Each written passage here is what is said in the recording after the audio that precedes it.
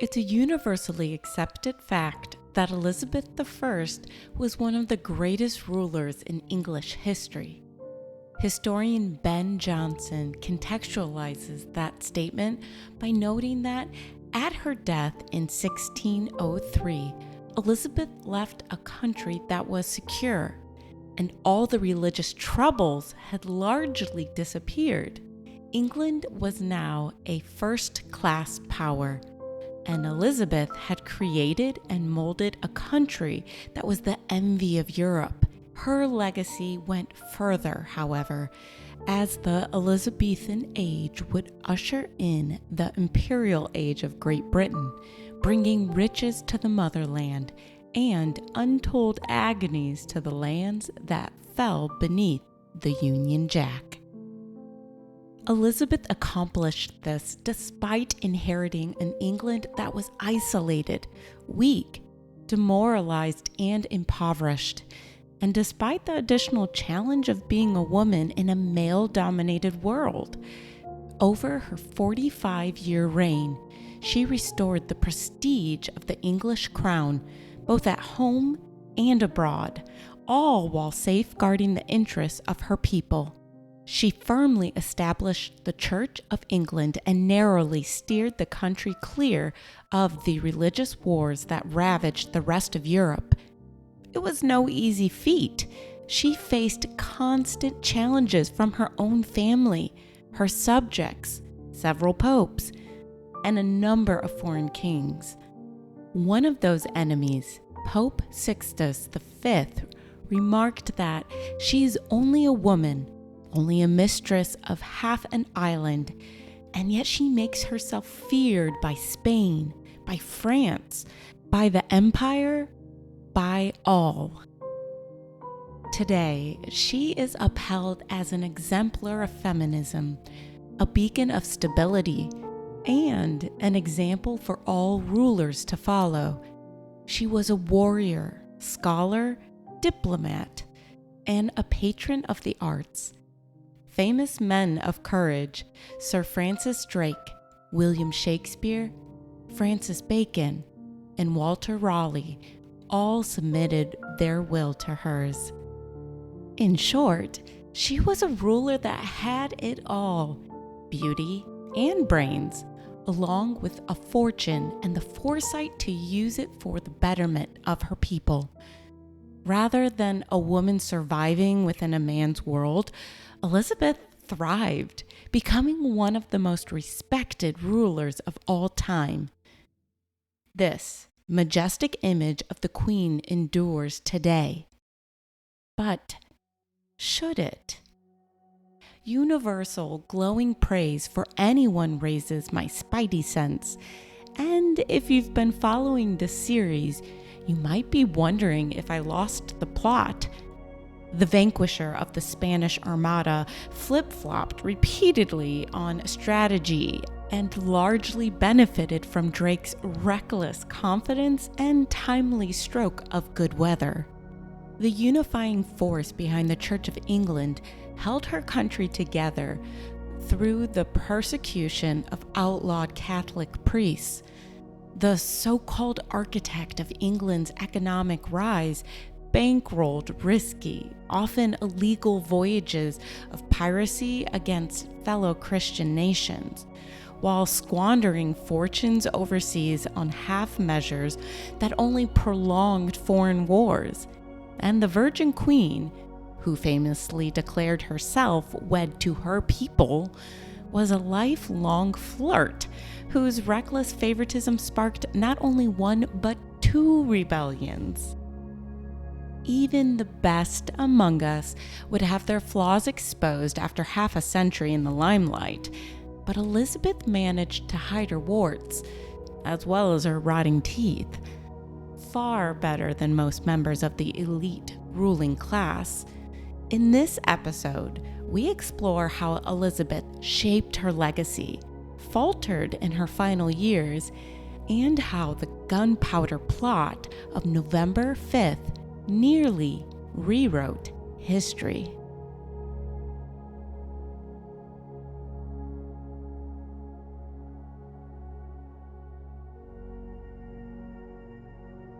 You're listening to Empires, Anarchy, and Other Notable Moments, a podcast designed for deep dives that assists in the teaching of history. This series is about England's greatest monarch, Elizabeth I. Episode number 9, Beneath the Powder Keg.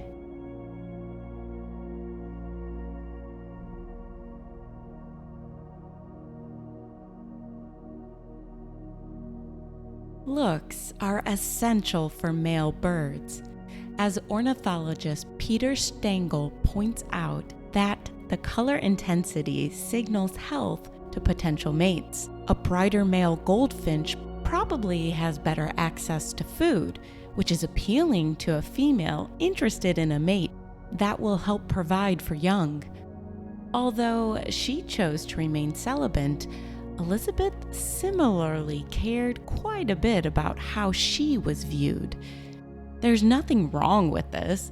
After all, humans are far more complicated than the last remnants of dinosaurs, and securing a spouse isn't the only reason to keep up one's appearance.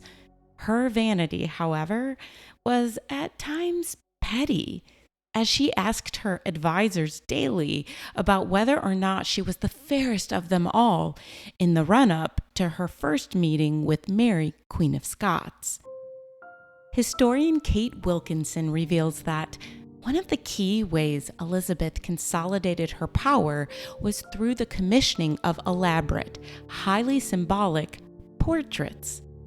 She successfully built her status as an icon by playing with the conventions of royal portraiture and images of femininity. Her features are recognizable to this day: the curling red hair, faultless pale complexion, and ageless beauty. As the Virgin Queen, Elizabeth had been seen by some as a Mary figure, virgin and mother to a Protestant nation. But in addition to this obvious maternal appeal, Elizabeth often appears fierce and striking. The eyes and the ears seen on the dress depicted in her rainbow portrait tell onlookers that she can see and hear everyone, her enemies included. Her looks faded quickly with age, suggesting that her later portraits were carefully staged to preserve the personality cult she had painstakingly built during her first decade in power. The Smithsonian Magazine teaches us that towards the end of her reign, Elizabeth issued a face template that portrait artists were commanded to adhere to. And as Brenda Ralph Lewis of British Heritage recounts, her Secretary of State, Sir Robert Cecil, once wrote, "Many painters have done portraits of the Queen, but none has sufficiently shown her looks or charm. Therefore, Her Majesty commands all manner of persons to stop doing portraits of her until a clever painter has finished one which all other painters can copy. Her Majesty, in the meantime, forbids the showing of any portraits which are ugly until they are improved." Such restrictions made it nearly impossible to portray the Queen as she truly appeared in her final years. According to what little documentation survives, Elizabeth had a balding scalp with sparse gray hair, deep-set wrinkles, and decaying teeth. Imperfections masked by thick makeup and carefully styled wigs. The combination of the Queen's vanity, her elevated station in life, and her deteriorating appearance makes it no wonder that the court was flabbergasted to find out that Robert, the Earl of Essex, barged into the Queen's sleeping chambers before she was ready to present herself. Elizabeth's image, carefully cultivated through official portraits and coinage, served as a primary point of contact between the monarch and her people. In truth, she seldom ventured more than 20 miles beyond London, and only in the summer. Relocating the court involved a cumbersome procession of over 400 carts. Though limited, each royal journey was a rare opportunity for subjects to lay eyes on their queen. Every step was meticulously choreographed to project majesty and command awe. One French ambassador, witnessing a ceremony celebrating her return to London, remarked that she appeared more beautiful than ever, bedizened like the sun and mounted on a fine Spanish horse, and with so many people before her that it was a marvelous thing. They did not merely honor her, but they worshipped her, kneeling on the ground with 1,000 blessings and joyful remarks. She was the product of her parents, pragmatic individuals who always sought power. She was also a product of the 16th century, a disgusting world where bear baiting was counted amongst the favored entertainments of the court. While she will long be known as the patron who sponsored Shakespeare's Globe Theatre, a line in Macbeth which reads, "My enemies have tied me to a stake. I cannot fly, but bear-like, I must fight the course," would be instantly recognizable to the assembled crowd of the bard. In this barbaric sport, an imported bear would be chained to a stake by its leg or neck and subjected to repeated attacks by a pack of dogs. The fight would continue until a few dogs had been killed or the bear succumbed to their repeated wounds. One of the more infamous combats in the arena earned the nickname Blind Bess in honor of the queen who regularly joined in the spectacle. The History Channel shares more information on the other popular sports of the time, telling us that, along with bear baiting, the English arenas hosted a range of animal fights that the scholar Stephen Dickey once called a carnival of cruelty.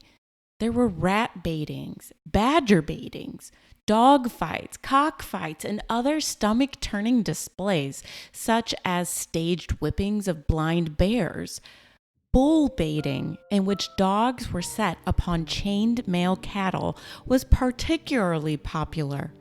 Audiences delighted in watching the bulls throw the attack dogs into the air with their horns, and it was widely believed that baiting helped make the bull's beef more tender and safe for consumption. Perhaps the strangest show of all involved a chimpanzee, or jackanapes, which would be strapped onto the back of a horse and then set loose into the ring to be chased by a pack of snarling dogs. When she wasn't running the country, fending off the Spanish Armada, or gambling on blood sport, Elizabeth would visit 2 or 3 major towns each summer, sitting through hours of speeches and what must have been tedious pageantry. Understanding how important it was to the cultivation of her personality cult, she sat through each spectacle without ever showing a glimmer of disappointment in the adulation of her people. Travel was painfully slow. So much so that, despite her decades on the throne, Elizabeth managed to visit less than a third of her realm. Most of her movements were limited to shuffling between the 50 or so residents she had inherited upon taking the crown. Historian Anne Somerset tells us that the Queen changed residence at regular intervals, primarily for reasons of hygiene, for an intolerable stench permeated any house that had been occupied by the court for more than 2 weeks. Sewage, including human waste, was regularly disposed of in the Thames River. While she personally had a bathroom, it remained common and accepted that a large number of the court officials would just relieve themselves in the palace courtyard. That image runs afoul with the one the Queen tried to promote, with Somerset telling us that she claimed her family descended from both King Arthur and Brutus, the ancient Trojan warrior. The historian writes that the Arthurian tradition was merely one strand in a complex web of imagery, allegory, and myth that was spun around Elizabeth in order to romanticize her and endow her with an aura almost of divinity. Once she had reached an age where it ceased to be realistic to look at her as a prospective wife and mother, it became important for her to cultivate for herself some form of alternative identity, which would capture the popular imagination and become a part of the national culture. In the development of such an identity, her virginity was to prove one of her greatest assets, for it set her apart from the common mass of humanity and could be represented as an essential part of her mystique. Moreover, by adopting as part of her personal iconography many emblems which in medieval literature had been associated with the Virgin Mary, the rose, the moon, the ermine, the phoenix, and the pearl, Elizabeth may, perhaps unconsciously, have diverted onto herself some residue of that devotion which in Catholic times had been accorded the Mother of Jesus. Still, these kinds of claims had to be subtle. In Elizabeth's day, Protestants were quick to denounce anything that hinted at saint worship. To them, she was good Queen Bess, but in hushed tones, the nation's Catholics called her Bloody Bess. Though Elizabeth reigned far longer, she oversaw nearly the same number of Catholic executions as her half-sister Bloody Mary, who had burned Protestants at the stake. But history is written by the victors, and so she endures as the Virgin Queen, untouched, unjudged, and absolved by her own legend.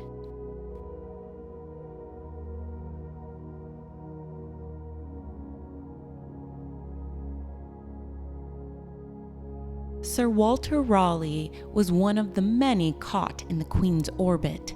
Though 20 years younger, he stood out at court, more for his good looks than his battlefield record, which already included fighting with the Huguenots in France and helping to subdue the Irish. Raleigh briefly became one of the Queen's favorites, even though most of the court openly despised him. Elizabeth, ever the strategist, excelled at keeping her court off balance. She showed favor selectively, almost erratically, making it difficult for even the most ambitious sycophants to know how to win her over. Raleigh was granted multiple estates, as well as the ability to charge a licensing fee on the country's winemakers. One foreign visitor to the court even remarked that she is said to love this gentleman now beyond all others. And this must be true, because 2 years ago he could scarcely keep one servant, and now with her bounty he can keep 500. Although it was difficult to initially attract the Queen's favor, it only took flattery to maintain it. Raleigh became known for his poetry, in which he regularly compared her to the goddess Cynthia, who, as the moon, has complete power over the tide. At other times, he was known to throw his cloak across puddles so that the good Queen Bess could proceed without getting her feet wet. He cemented his image as the Queen's man, flaunting her favor with a pearl, her symbol dangling from his left ear. In a tribute to Elizabeth, he named the American colony of Virginia, an enduring symbol of her identity as the Virgin Queen. 3 voyages occurred beneath the watchful eye of Raleigh. But the Bess's attention was instead focused on England's ongoing hostilities with Spain. By the time Raleigh returned for his 4th check-in with the newest colony at Roanoke, the colonists were nowhere to be seen. Though it faced a rocky start, the colony named for the Virgin Queen proved to have ideal conditions for tobacco, which became the first major cash crop in the New World.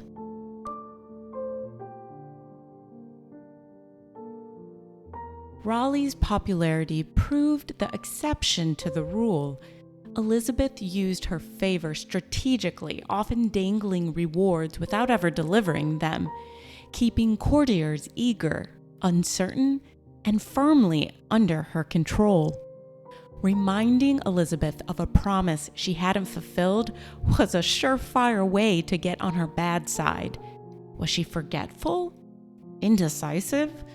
Or just playing a deeper political game to keep her court on edge? Historians aren't sure. Somerset points out the drawbacks of this policy, writing that by distributing her favors in an arbitrary and erratic fashion, which kept everyone guessing, Elizabeth made it impossible to predict who might benefit. As a result, many men who worked tirelessly to uphold the interests of the state failed to grow wealthy. America, like many nations, pays its top politicians generous salaries based on the belief that financial security reduces the temptation for corruption. Yet, recent revelations, Supreme Court justices accepting lavish vacations from political donors, and congressmen facing bribery charges, suggests that wealth alone is no safeguard for integrity in public service. The Earl of Essex was one such courtier that didn't deserve the benefits that came from being the Queen's new favorite. As we covered before, he ran afoul of the Queen for handing out numerous knighthoods, a move widely viewed as a power grab against the crown. His rebellion came at a time of economic downturn, a period of disillusionment where the people of England began to wonder whether or not good Queen Bess had lost her touch. Essex managed to fill the Privy Council with his own men, who cared more about personal gain than the welfare of England's people. As a result, the scarce funds intended for the needy were diverted into their hands. Somerset writes that inevitably the skimping and the retrenchment that characterized the final years of her reign contributed to the atmosphere of disenchantment at court, and even diminished the Queen in some men's eyes. Over the years, she had sat ensconced in a web of poetry and romance, but money had always been the substance that had welded together the delicate structure. Now that the supply of this bonding agent was drying up, the gauzy layers were starting to disintegrate, leaving her exposed to harsh scrutiny and uncharitable comment. At its most extreme level, financial embarrassment could even provoke outright disloyalty in her subjects and prove a spur to treason. As the historian William Camden remarked, poverty at all other things is that which pungeth the English into rebellion. As pickings at court grew scantier and more elusive, the climate there became more corrupt. In 1601, the Queen recognized the change that had come over the court, but seemed powerless to put the genie back in the bottle, remarking instead that there is hardly a faithful or virtuous man to be found. The betrayal by the Earl of Essex marked the beginnings of her visible aging, with some saying she had grown tired of life and disillusioned without her favorite courtier. Still, she persisted in her demanding duties. including exhaustive summer journeys through her kingdom. Her attire remained a dazzling spectacle, initially crafted to awe observers. While not a fashion innovator, she faithfully followed the continental European trends, sporting lavish jewelry that contradicted her carefully maintained virgin nun persona. Commanders serving under her authority subdued an Irish rebellion, but she never lived to hear their success, passing away in the early hours of March 24, 1603. One commander, who Essex had originally tried to enlist in his revolt, concealed the news of her death from his defeated foe, who wept uncontrollably upon learning of Elizabeth's passing. While one onlooker assumed he was crying for the loss of his sovereign, another concluded that his tears were caused by his regret that he had so abjectly surrendered to an opponent who had lost all power to harm him. If that were true, then it is a remarkable testament to her power that an Irish warlord still feared a 69-year-old woman.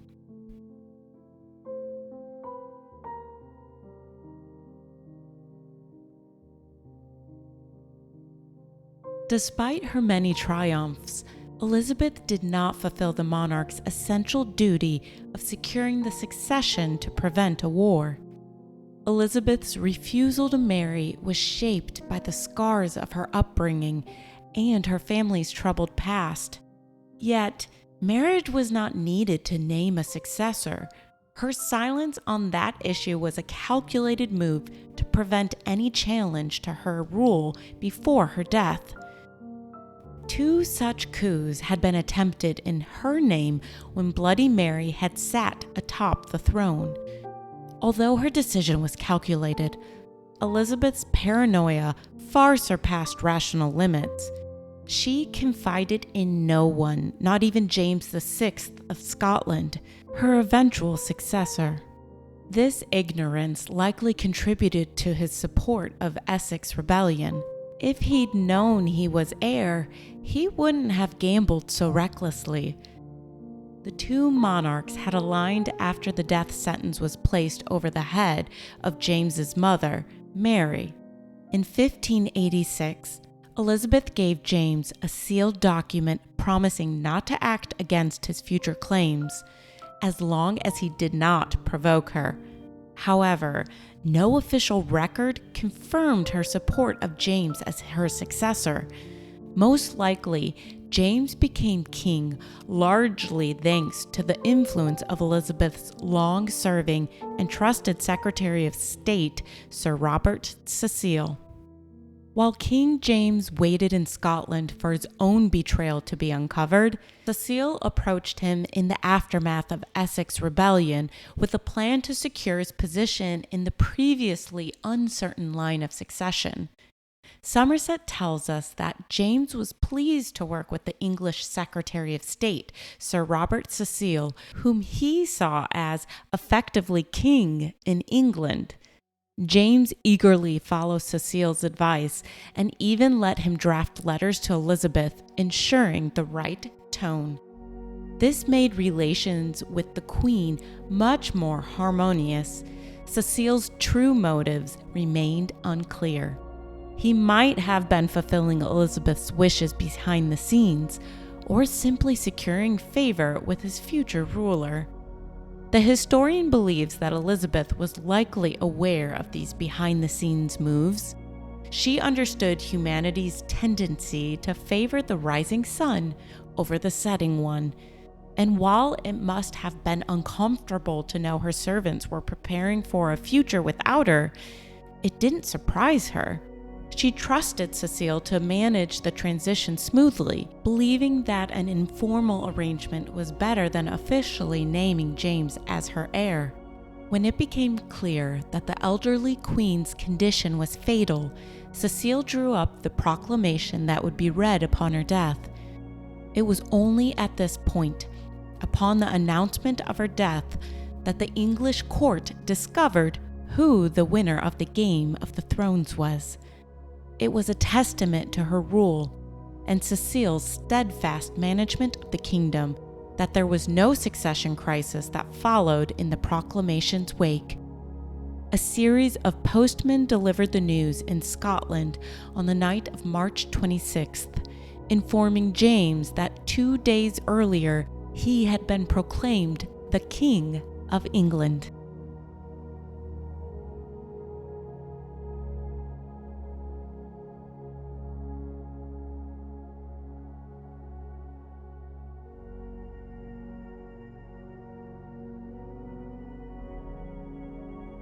We now turn briefly to the reign of King James I, the first Stuart monarch to rule England.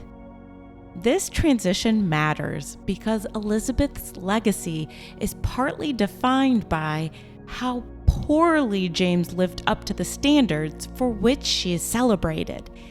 Had he maintained peace and prosperity, Elizabeth might be remembered simply as capable caretaker, holding the throne until a man could take the reins and push the nation forward.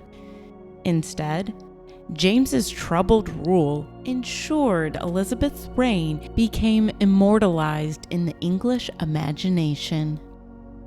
James's reign got off to a rocky start when he told the English civil service and Parliament that he was an old and experienced king who didn't need their advice. Misreading Parliament's temperament, he quickly clashed with the legislative body. Yet, the biggest issue looming over everything was religion. As the son of Mary, Queen of Scots, a Catholic, James's ascension raised hopes among England's Catholic minority for an easing of the strict anti-Catholic laws that had defined Elizabeth's reign. James, however, quickly dashed their hopes. Despite some early indications that he might be more lenient, far from relaxing the grip, James tightened it. Heavy fines hammered Catholics who avoided Protestant worship, and priests continued to be executed without mercy.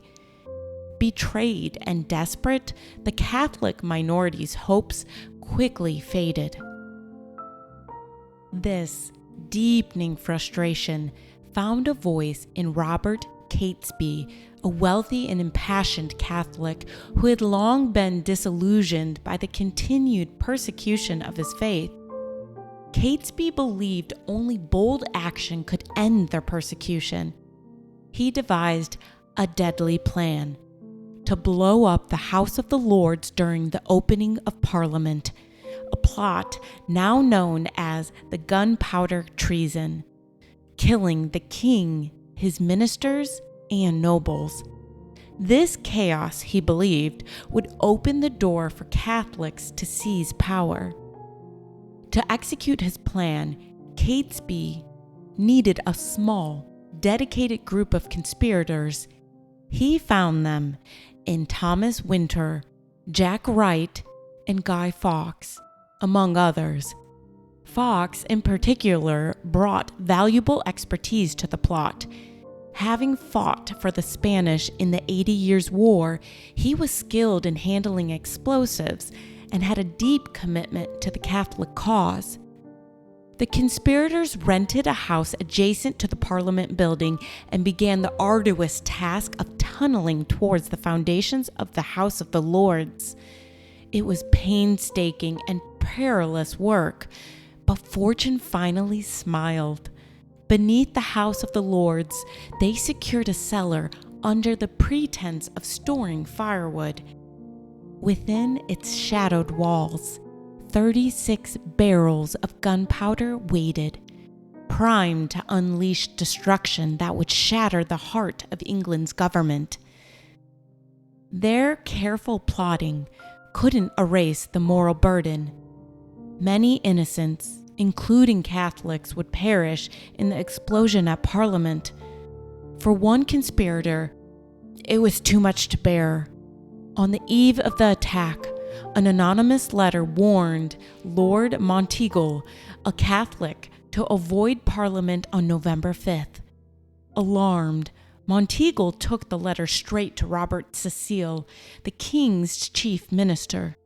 The warning sparked immediate action. That night, a search of the cellars uncovered Guy Fawkes lurking beneath Parliament, sitting on a deadly stash of gunpowder. Broken by torture, he spilled the names of the plotters. With Fawkes in custody, the plotters scattered. Caught and cornered, Catesby fell in battle.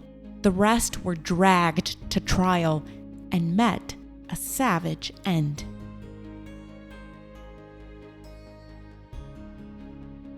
The failure of the Gunpowder Plot had significant repercussions.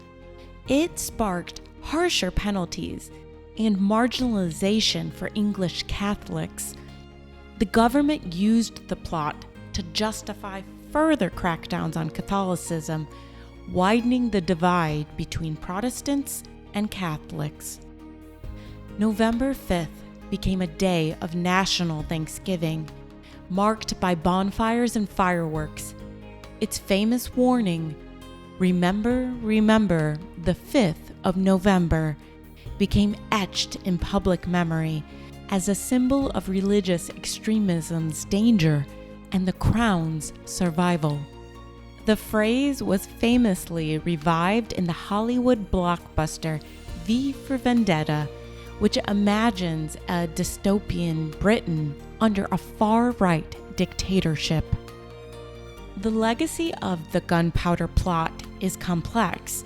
It exposed the deep and brutal religious divides tearing England apart in the late 16th and early 17th centuries, a time when Protestantism had been forcibly established by Elizabeth I, and Catholics lived under constant suspicion and persecution.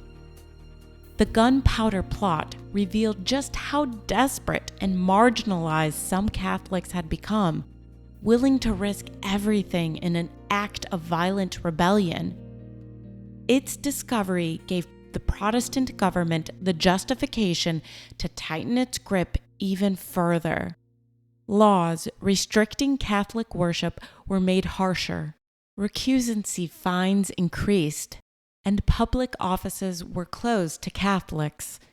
These measures entrenched a system of legal and social discrimination that persisted well into the 18th century, effectively delaying Catholic emancipation until the Catholic Relief Act of 1829. The plot thus became a defining moment, reinforcing Protestant dominance and embedding religious conflict deeply into English politics and society for generations to come.